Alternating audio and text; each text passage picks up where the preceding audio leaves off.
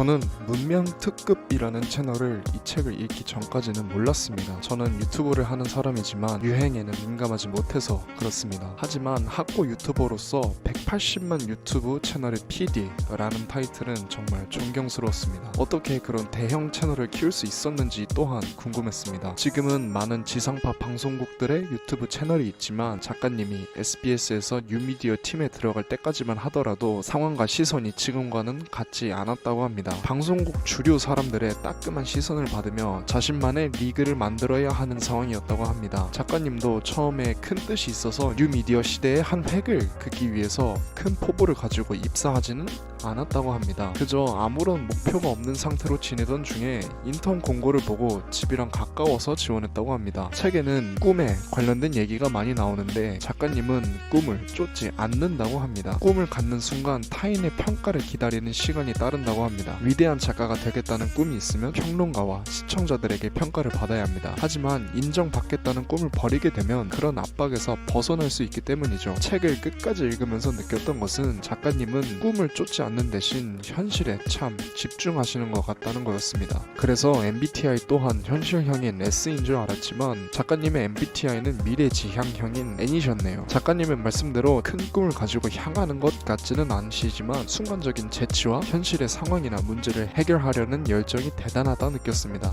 같이 문명 특급 채널을 키우셨다는 제재님도요. 책을 읽으면서 공감되는 부분들도 많았습니다. 방송국이든 어디든 대부분의 회사는 현재 구와 신세대의 갈등이 참 고민이죠. 그렇게 작가님이 사회생활을 하시면서 느끼신 것들, 예를 들어 시작은 생각보다 호락호락하다는 것, 잘 하려는 욕심을 내려놓으면 무엇이든지 시작하기가 참 쉬워지는 것 같습니다. 또 회사 안에서는 개인의 이기심을 어느 정도 드러내야지 좋다는 점 등에서 공감이 되었습니다. 누구나가 공감을 하면서 재밌게 읽을 수 있는 책인 것 같습니다. 하지만 작가님의 말에 공감하지 못하는 부분도 있었습니다. 이 책의 가장 큰 주제이지 않을까 하는 꿈에 대해서였는데요. 작가님은 꿈을 가지면 남에게 평가를 받는 과정이 있다고 합니다. 하지만 저는 남에게 평가를 받지 않아도 되는 꿈을 가지면 어떨까 생각했습니다. 경영을 할 때 회사의 목표를 결과론적으로보다 과정론적으로 설정하는 것이 직원들의 업무 효율을 늘릴 수 있다는 연구 결과를 읽은 적이 있습니다. 매출 얼마 늘리기를 목표로 설정해버리면 내가 아무리 노력해도 소위 억가를 당하면 목표 달성이 안 될 때가 있습니다. 하지만 결과가 아닌 과정을 목표로 설정을 하면, 예를 들어 새로운 프로젝트 어디까지 진행하기라든지 방문 판매업자라면